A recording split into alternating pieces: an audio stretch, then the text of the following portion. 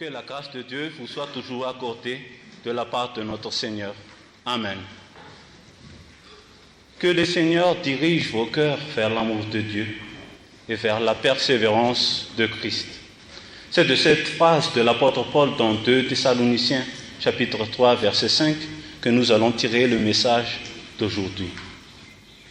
Cette phrase que l'apôtre écrit est un souhait, voire une prière que l'apôtre adresse en faveur de l'église chrétienne à Thessalonique.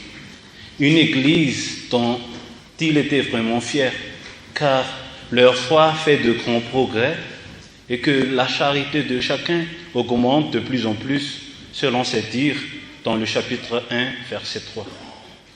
Mais malgré tout cela, n'est-ce pas surprenant de voir encore l'apôtre souhaiter que le Seigneur dirige leur cœur vers l'amour de Dieu et vers la persévérance de Christ? Mais que renferme donc cette phrase inspirée qui dépasse tout autre demande qu'on peut trouver dans cette réalité présente? D'abord, il faut que nous nous familiarisions un peu du langage biblique.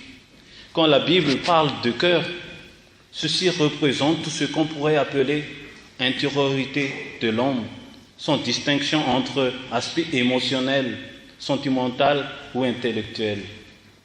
Il ne faut pas l'entendre donc par opposition à la raison, comme dans la célèbre formule « le cœur a ses raisons que la raison ne connaît pas ». Non, le cœur, selon la Bible, c'est le lieu de la décision. Pour le Nouveau Testament, c'est le lieu de la décision éthique que l'Esprit de Dieu est à l'œuvre. Donc, le cœur dont le texte parle ici s'agit bien de l'intériorité de l'homme, à savoir le lieu de sa décision éthique. Lorsque nous lisons aussi le verbe diriger, le verbe grec qu'on a traduit par ce verbe peut recouvrir en même temps 3 verbes en français: guider, diriger, incliner. Un peu les mêmes, mais avec quelques nuances que nous pouvons bien en tirer profit. Car lorsqu'on parle de guider, c'est que forcément, il y a quelqu'un qui guide devant. Et avec le sujet, nous avons alors que le Seigneur guide vos cœurs. Le Seigneur est donc le guide, celui qui passe devant, qui conduit pour que nous ne puissions pas nous perdre. Avec le verbe diriger, nous entendons bien par cela une marche, un mouvement.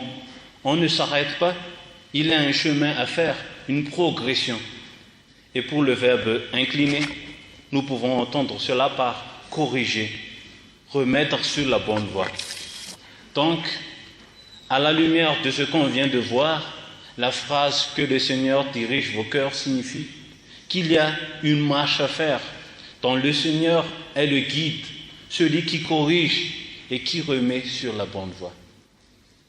Une marche pour aller où? La réponse: vers l'amour de Dieu et la persévérance de Christ. Quelle marche merveilleuse! Une marche vers l'amour de Dieu qui est patient, plein de bonté, qui excuse tout, qui supporte tout, qui espère tout, qui croit tout. L'amour qui a été manifesté alors que nous étions encore des pécheurs. Christ est mort pour nous. C'est un amour inconditionnel dont il nous a aimés.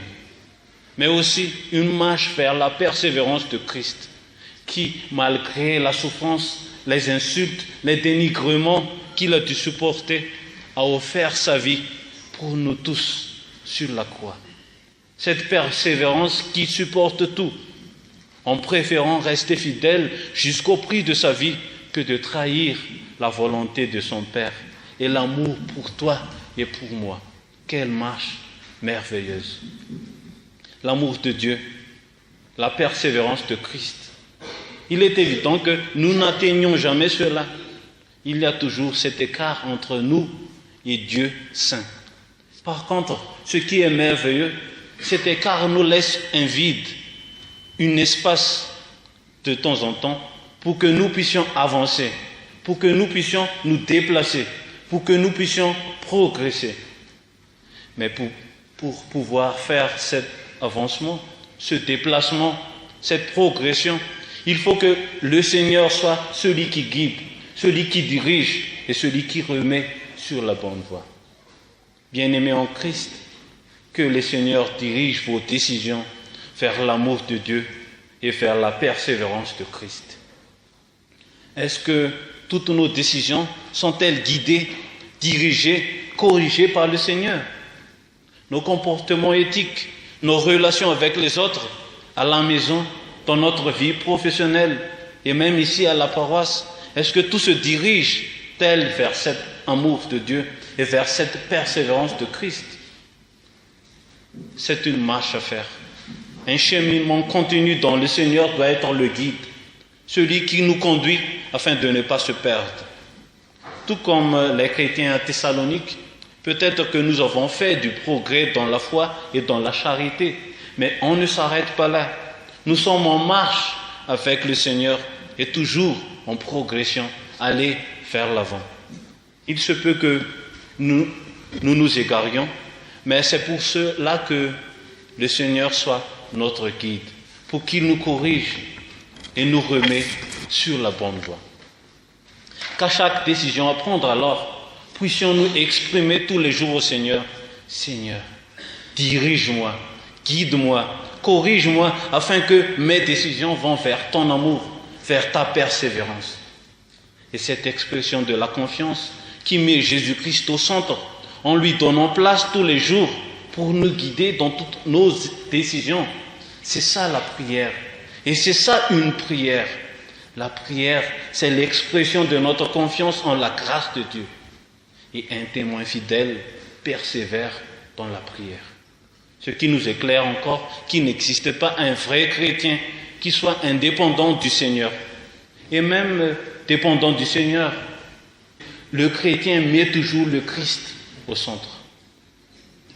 À l'occasion de l'anniversaire de 500 ans de la Réforme, ce 31 octobre, j'aimerais rappeler que ce qui a déclenché la Réforme, c'est cette initiative de faire acquérir le don de Dieu par d'autres prix. Et malheureusement aujourd'hui, à quel point beaucoup de gens, et peut-être nous-mêmes protestants, refont la même chose en remplaçant tout simplement l'argent au temps de Luther par nos propres efforts ou nos supposées saintetés. Que le Seigneur dirige vos cœurs vers l'amour de Dieu et vers la persévérance de Christ. Finalement donc, nous pouvons voir dans cette phrase l'œuvre du Dieu trinitaire, Père, Fils et Saint-Esprit. Dieu a manifesté son amour en offrant Jésus mort pour nous. Le Fils a accompli cet amour en étant fidèle jusqu'à la mort. Il a persévéré. Aujourd'hui, Dieu nous donne encore son Esprit Saint pour diriger nos cœurs dans toutes nos décisions. Car le Seigneur, c'est l'Esprit. Et là où est l'Esprit du Seigneur, là est la liberté.